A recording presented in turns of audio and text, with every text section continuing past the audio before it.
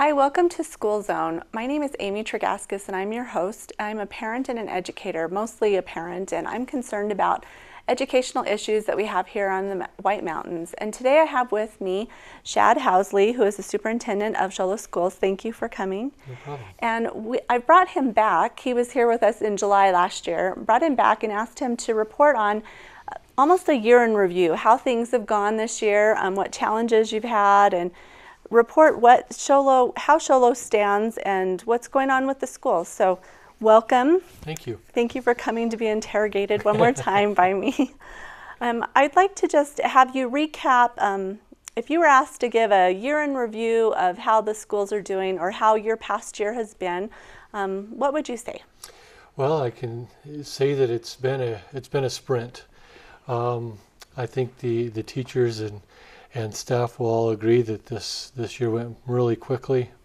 We had a lot of balls in the air that we were juggling, and we really applaud everyone in their efforts in trying to make improvements, make some changes that needed to be made, and to really get through the school year with what I feel like was a banner year for Show Low Schools. We had a lot of things to address. We tried to look at them and take a real good approach in getting some good implementation in. Some of the things that just in a review that needed to be taken care of that we addressed early and have now implemented, things from curriculum. We had the state dictates the standards that we teach, but we had some framework issues on how that was delivered and the organization in which that was delivered, and making sure that we had consistency in delivery among all grade levels, and then across the grade levels. And so we had a group of teachers in a cadre, about 24 of our educators met monthly for the most part, and discussed different options, and we feel like we got a good solid framework now. I think that'll lead to higher student achievement and more, maybe less frustration on the ends of the side of the teacher when they're planning and putting these lessons together. We had some systematic things that we needed to look at from our student management system on. That's everything from how do we get grades to the parents, how do we get report cards out, how do we manage absences and tardies and things like that, how do we report to the state. And that was pretty frustrating. Man hours were being spent on manually entering registration paperwork and other things like that, and we found frustrating on the parent end too. Yeah, when you have to do it every single year, the right. whole stack. Yes. So it's been challenging from the man hours and, like you said, from the parents' end, and we had to find a solution for that, and we feel like we have a good solution for that. We're currently right now updating the systems and actually transitioning from one system to the other, and we should have that fully transitioned over by July, and most definitely by the start of school. So the parents can see it. We'll see a different interaction. The Edline and other things that they've been used to interacting with, that's going to change. The interface will be a little bit easier to function with, and should provide some ease of use. We've also needed to address some things from just our public image, and we are happy that we've been able to launch our new website, and it's fresh and it's clean and it's easy to navigate, and the company that we're working with really will help us to keep that up to date and in order, so we can use that to communicate effectively with our parents. I've looked at that website. One of the things that I personally love about it is that you can click on the calendar feature, and you can subscribe to an email once a week, or you can subscribe to notifications that are sent to you. So I really have enjoyed that, and I do the subscription once a week. And then you can also click which schools you want to subscribe to. So if you don't have a high schooler and you just want Whipple Ranch, information or just Linden information. You can just get that. You don't get everything. So I thought that was a great feature. Yeah, that's one of those neat features that the website brings, and like you said, you could subscribe to any of the calendars, multiple calendars, many of them. Maybe you have a child who plays 2 sports in junior high or 2 sports in high school, and you just want those 2 sports. You don't want all the sports calendars. You can do that.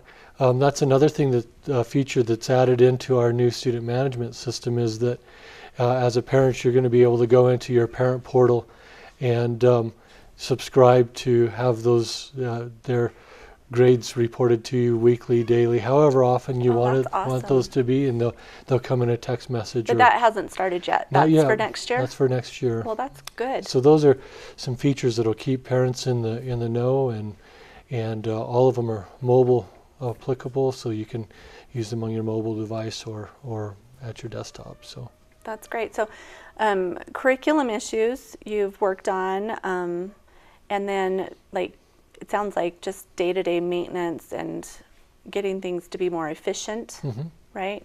And then getting the good news of Show Low out to the public. Those are 3 areas, would you say? Yeah. Is there others that I missed? Those are 3 areas. We've also spent some time reviewing our capital needs. Many are familiar with the fact that the state of Arizona has reduced capital expenditures by 85%. So whereas capital, explain capital. Good. Capital is anything that's an expense like technology, buses, things that last for years. What is not capital? Not capital would be things like program costs. If we wanted to do a preschool, that wouldn't be capital. That would be M&O money. Teacher salaries. What about textbooks? Textbooks is what we call soft capital. So it's in the same kind of area, because they do last for a long time, but they will wear out. But teachers are not, even though they last for a long time and wear out. They're not capital, right? Okay. Okay.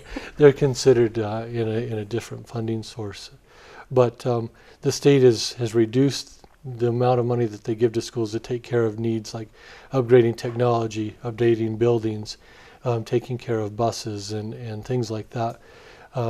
We have about $176 million valuation on the schools and properties, capital pieces of our operation, and they give us just under $200,000 to take care of all that capital. $176 million in capital is what we have. Is our valuation. Our valuation, and the state funds us at $200,000. Yeah, it's rated about $165,000 a year.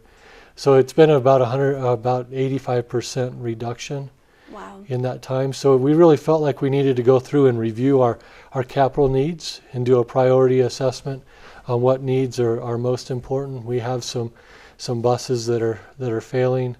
To replace a bus engine is about $30,000. So if we had 2 just go down in the last month, and so $60,000 is almost half of our capital budget for the year. Yeah. You have other things, buildings, paint, the technology. We have some computers in the district that are over 10 years old that are being used for day-to-day stuff that needs to be taken care of. So just beyond the normal life cycle, that's what we were looking for, and we've identified a significant list of needs, and now we have them prioritized, and we've just got to go about trying to find ways to fit that into our budgets and to cover it. Okay. So over the past year, what have been some of your challenges that you've seen coming into the school district? Well, anytime whenever you go through a school year, there's always going to be challenges. You're trying to find what works best for staff, what works best for kids, what works best for the community, and trying to meet all of those needs and to fall in a good place. When you're looking at the things like curriculum, making sure that we're meeting the needs and the expectations of the state, but also the needs of the community, and what is it that the community values, and making sure we keep those things into balance. Looking at what the state requires for time, how much time they expect that kids are in school in instructional time frames. Well, and the state even breaks it down into what they recommend for how many minutes for math, how many minutes for reading. Yes, right? they do, and they break that down. So we take those recommendations, look at our schedule, and then we try to figure out how all that should mend together. The problem is when they talk about instructional periods, they're talking about that time when kids are involved in instruction. That doesn't count for lunches and recesses or other things that might be Or non-instructional. probably library. Right.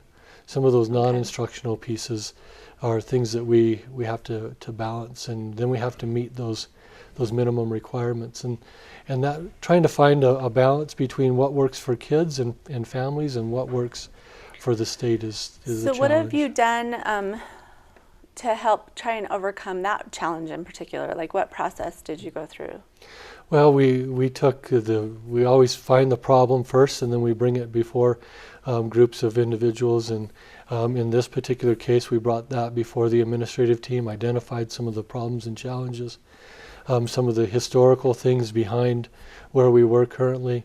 And then we took that and reviewed it with some of our teacher cadre. We also reviewed it with, I have a parent advisory committee. I brought that before them, and we talked about some of the challenges and some of the benefits of some of the proposed changes. Then we ran it through transportation and tried to figure out how all that would mend together. And then we brought it to the board and did another review, and then made a proposal where we landed now. And you know, it's difficult to find that nice balance, but that's where we are right now. So no wonder it feels like a sprint this year. That's a lot of meetings just for one issue. Right. Do you have any other challenges that you ran into this past year?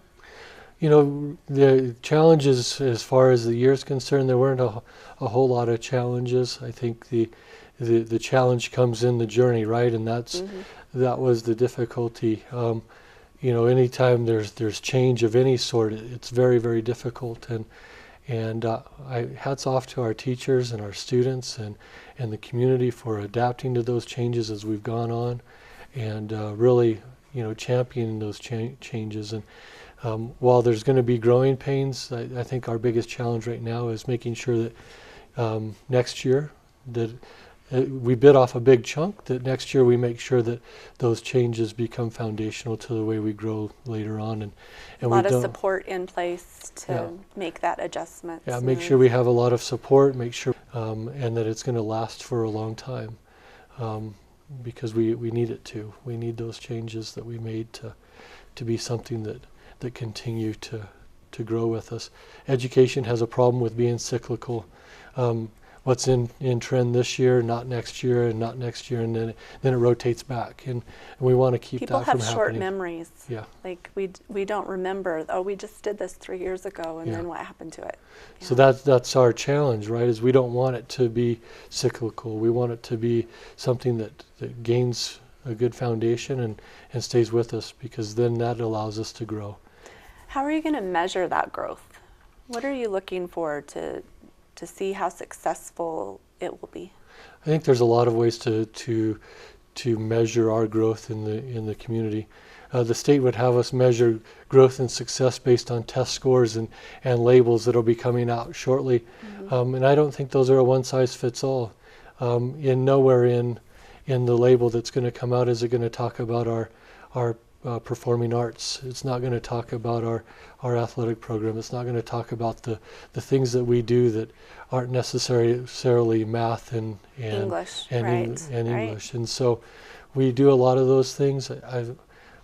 So that's one measurement, but other measurements are our kids prepared to go to college? Are they prepared to go into the workforce? Are they prepared to go to a trade school, to the military? Where are they trained? Do they have a foundation of skills? Can they read effectively, write effectively, do mathematics? Are they rounded in their education from fine arts to athletics or sciences, the social studies? Do they have a good foundation of education?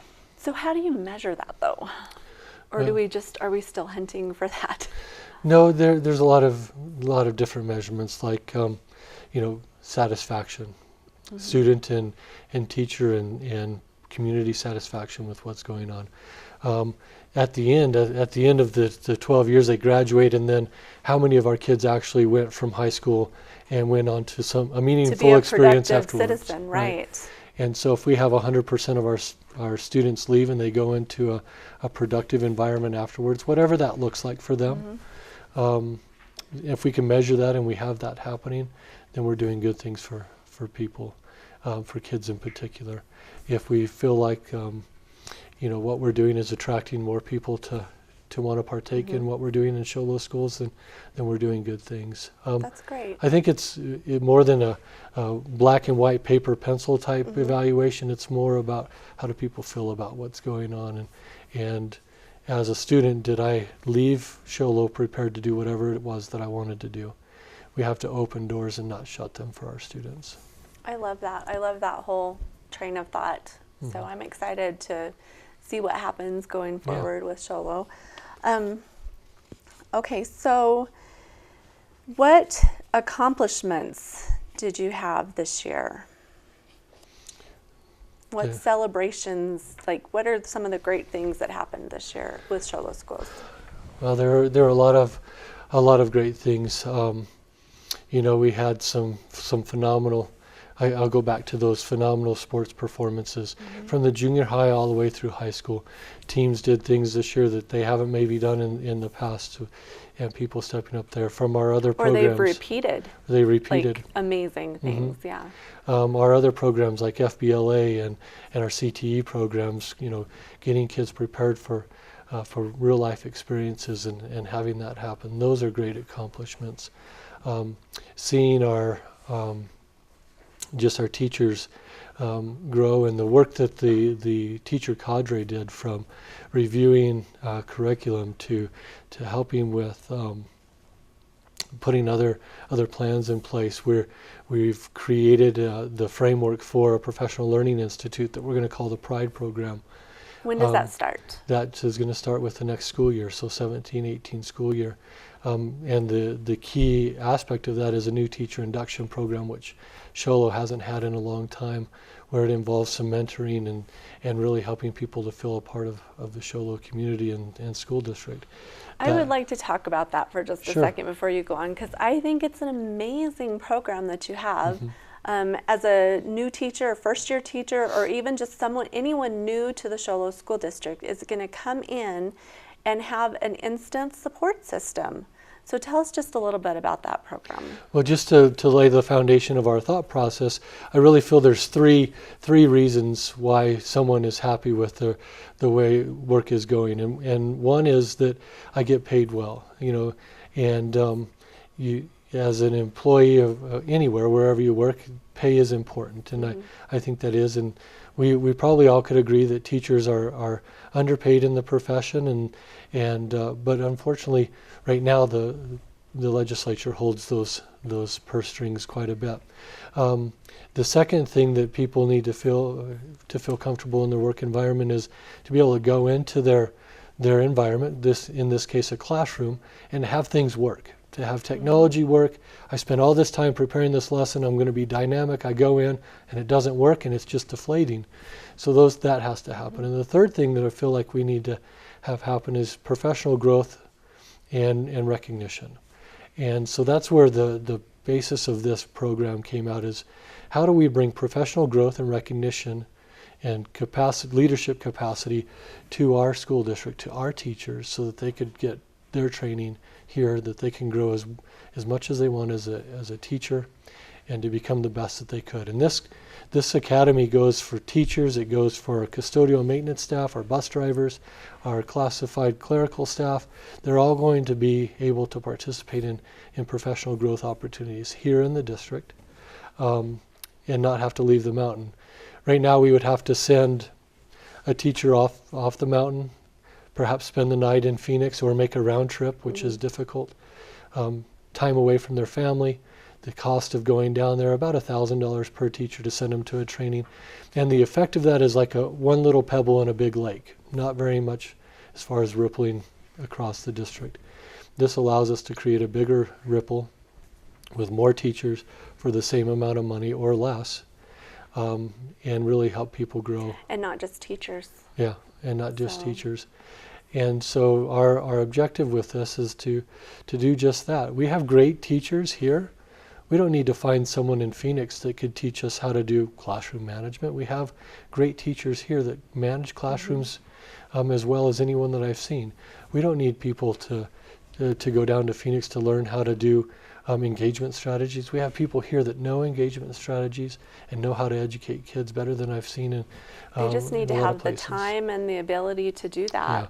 Yeah, that's great. And in the past, we've had 2 hours on Friday twice a month to do that in. So 4 hours a month to train teachers and then take care of whatever else we needed.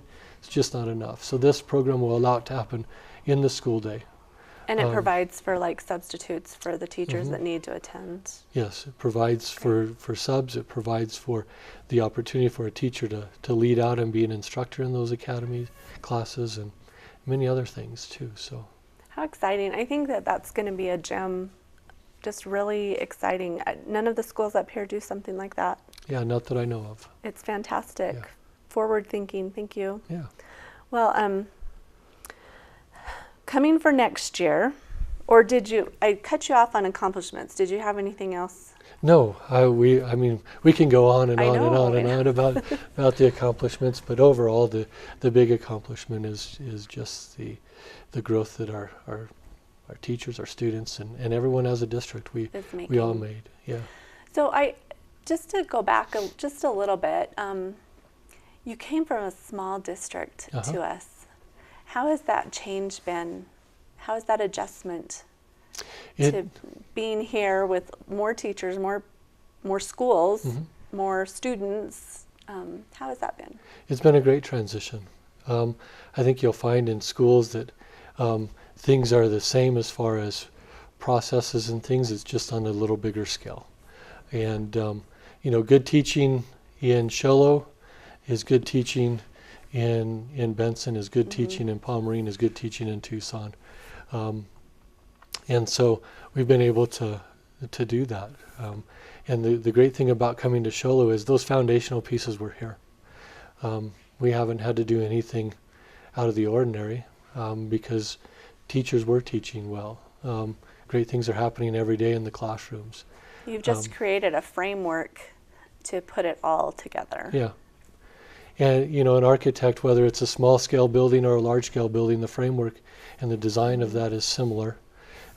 Still need to have the same components and still know the ins and outs of good design. And I think that's what the team and the administrative team along with the staff at Shoalo have been able to do is look at things this year and find out how to structure that framework so that now we can start to put the great things on it. The things that make a house really nice, those fine touches, that's what we're about doing now, is figuring out the fine touches that we want to put on and continue to grow. Our objective, in talking with our team this morning, is, we sometimes in schools we get caught up in the 180-day cycle of school years. It's more than 180 days. It's what are we going to do in 3? What needs to be done by year 3? What needs to be done in 5 years from now? What about 10 years from now? That we can have a nice, effective school system that lasts forever. Yeah, a good, strong foundation. Well, I appreciate the work that you've done. I appreciate you taking the time to come and meet with me today. It's been great. I'm excited to see what happens over the next school year because you've got a lot of things that are in the works that are moving forward. And I think that will make a difference in test results too. I know that test results aren't the only thing that show growth, but it is what the state looks at. Yeah, and for us, test results are simply this: is the child that test result reflects? Is it? Are they improving? Are they improving? That's what we're looking at. And how can we help them do better?